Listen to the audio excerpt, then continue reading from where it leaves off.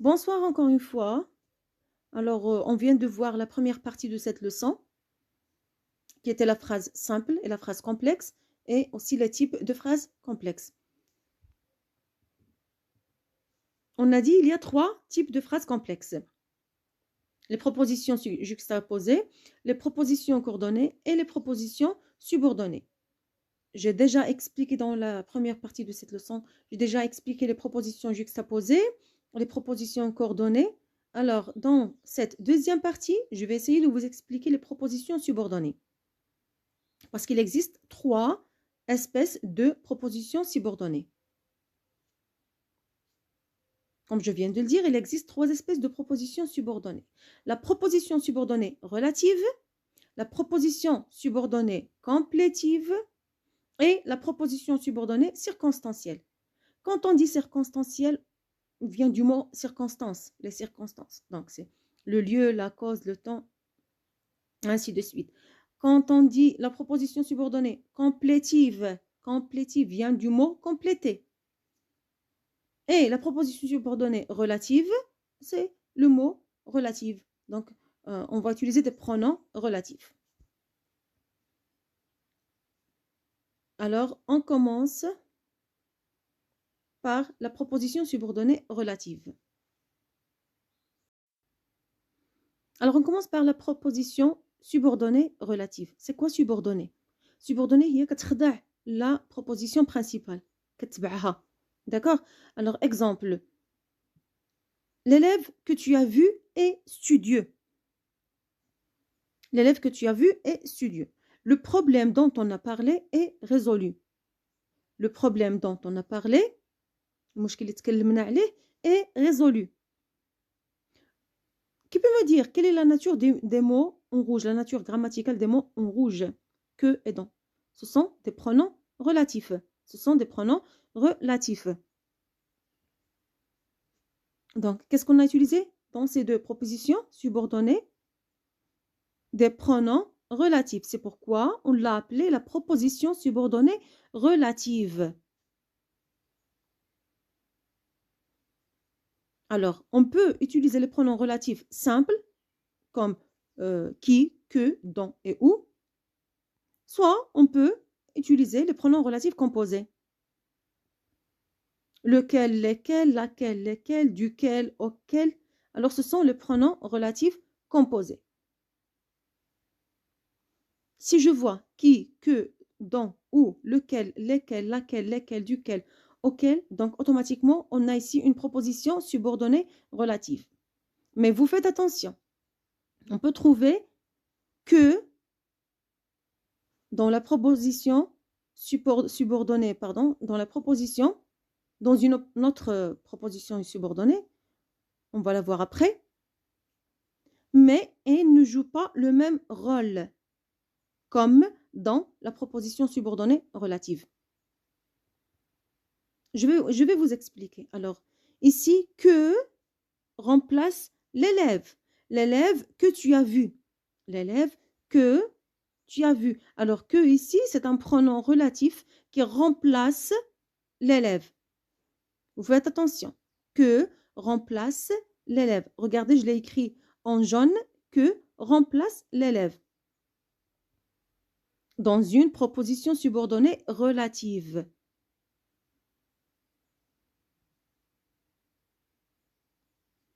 On va trouver ici que, mais ce n'est pas le pronom relatif.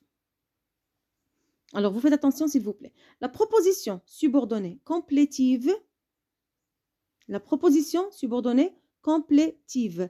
Complétive vient du mot complète ou bien compléter. Complétive vient du mot compléter. On commence par les exemples. Je crois que, regardez, on a ici que, mais est-ce qu'il remplace je crois? Non, du tout. Il ne remplace rien. Le mot que ici ne remplace rien. Pas comme dans la proposition subordonnée relative. Donc, je crois que tu n'as pas fait ton devoir. Que ici ne remplace rien. Et qu'est-ce qu'elle fait? Que, ici, complète le verbe croire. Complète le verbe croire. Deuxième exemple, je suppose qu'elle est allée faire des courses. Que, ici, complète le verbe supposer.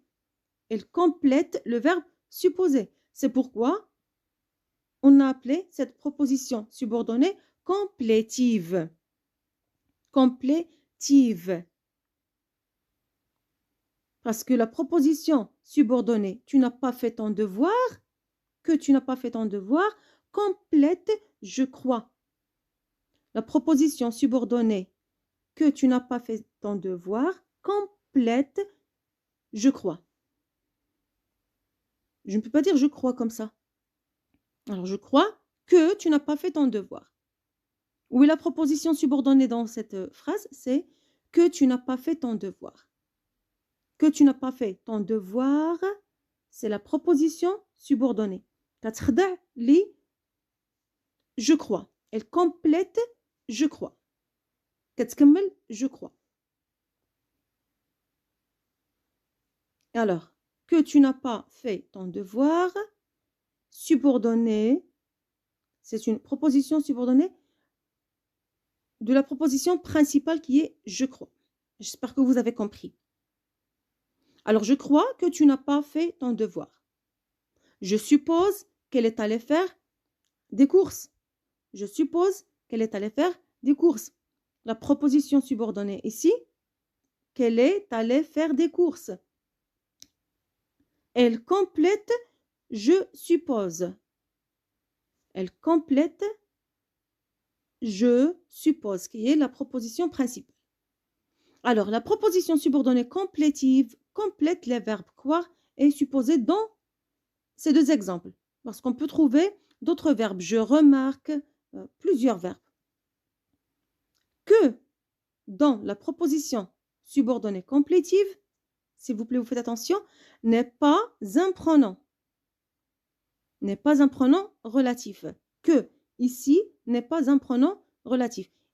Il ne remplace rien. Il ne remplace rien. Il se trouve juste après le verbe. C'est une conjonction de subordination. Que, ici, est une conjonction de subordination. Alors, j'ai encadré que ne remplace rien.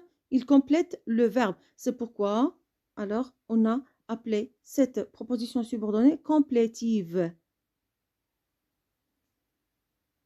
Que tu n'as pas fait ton devoir, c'est la proposition subordonnée. La proposition principale, c'est je crois. Donc, la proposition subordonnée complète je crois. J'espère que vous avez compris. On passe pour voir la proposition subordonnée circonstancielle. Bien sûr, quand on dit circonstancielle, on parle des circonstances. Circonstancielle vient du mot circonstance.